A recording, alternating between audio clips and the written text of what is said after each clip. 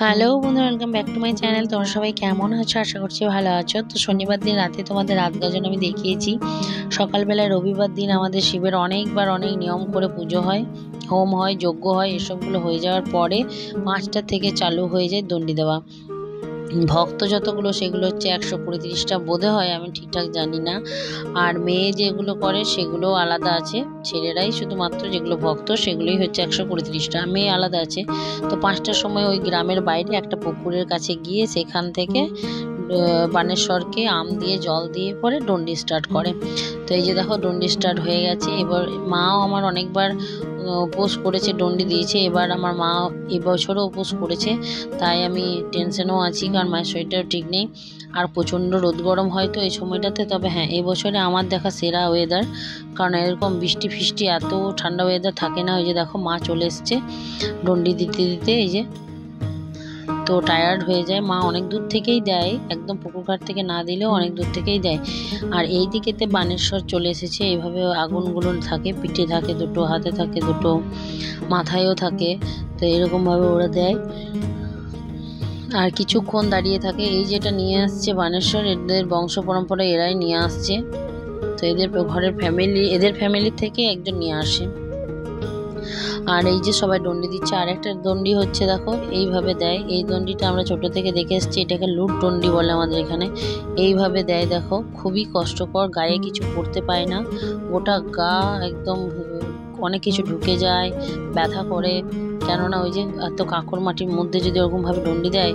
তারপরে এই যে দেখছো, দূর থেকে দেখতে পাচ্ছ কেমন দুটো ভক্ত মিলে ওকে ঠিক করে দিল, মানে ওইদিকে দুটো পিলার আছে তো লেগে যাচ্ছে, সেই জন্য ওরা তুলে তুলে ওইভাবে ঠিক করে দেবে। আর অনেকটা টায়ার্ড হয়ে যায়, অনেকটা রাস্তা তো, তাই হাওয়া টাওয়া করে ওদের গামছাগুলো ভাঁজ করে হাওয়া টাওয়া করে দেয়। আর জল দিতে পাওয়া যায় না। এই যে দেখো ঘুরছে, তো এইভাবে দিচ্ছে। আর ওদিকে বানেশ্বর এসছে, এরপর শুরু হবে গাড়িতে করে যেটা হয় সেটা। আমরা ছোট থেকে দেখে আসছি এই পুজোটা এইভাবেই। খুব জাগ্রত শিব আমাদের। তবে গ্রামের মাঝখানে থাকায় জায়গাটা একটু কম, কিন্তু পুজোর কোনো কমই থাকে না। আমাদের পুজোটা একদমই 4 দিন ধরে একদম সাজে সাজে চলে, মানে 4 দিন পুজোটা চলে। আর আমাদের গ্রামের সবাই এই সারা বছর অপেক্ষা করি গাজন কখন আসবে বলে। তো মন্দিরের বাইরে একদম থেকে ভিড় হয়ে আছে, কিন্তু মন্দিরের ভেতরটা ফাঁকা আছে।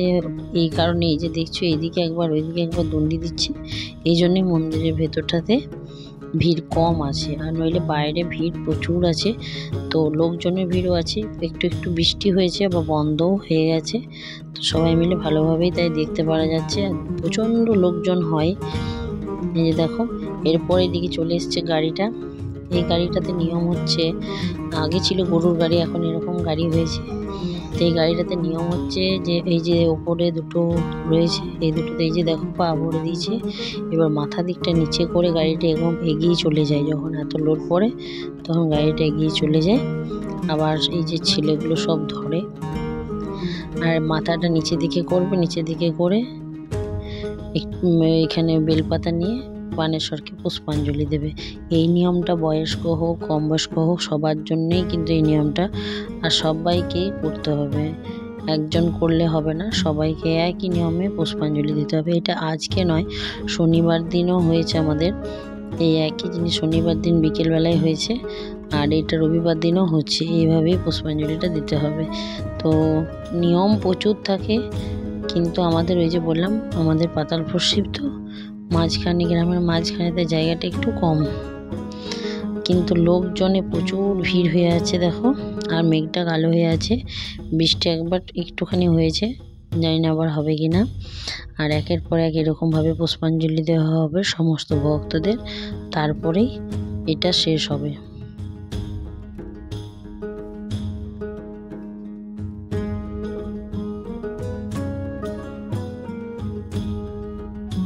সন্ধে হয়ে গেছে, মারা এখানে আসবে, প্রদীপ জ্বালাবে, সারা রাত জেগে থাকবে, সারা রাত প্রদীপ মোমবাতি জ্বলবে।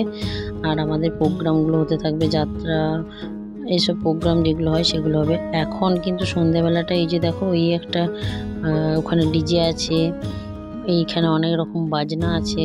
তো এইরকমভাবে গান বাজনা অনেক কিছু করা আছে। আর এখানে অনেকেই নাচা গানা চলছে, এই যে দেখো। অনেক রকম বাজনা করা হয়। ওই যে ওই গাড়িটার পরপর এই যে বাজনা বাজাচ্ছে। তো অনেক রকম বাজনা এবছর নিয়ে এসেছিলো। এবছর বাজনাগুলো আরও অনেক বেশি বেশি নিয়ে এসছে। আর এইদিকে খানিক, ওইদিকে আরও আছে, ওই দূরে আরও আসছে। তো চলো আমি এবার বাড়ি ফিরবো। মারা সারা রাতের জন্য এখানে চলে আসবে, কেউ জল টল আজ খেতে পারবে না, তো কালকে সব জল খাবে। তো আমার ভিডিওটা এইটুকুই ছিল। চ্যানেলটা ভালো লাগলে অবশ্যই লাইক, কমেন্ট, শেয়ার, সাবস্ক্রাইব করে দেবে। সাবস্ক্রাইব করে বেল আইকনটা অবশ্যই প্রেস করবে। আমাকে আর আমার চ্যানেল দুটোকে অনেক অনেক বেশি ভালোবাসা দিয়ে পাশে থেকেও। ভালো থেকো, সুস্থ থেকো। ফিরে আসবে একটা অন্য কোনো ব্লগে। Tata bye.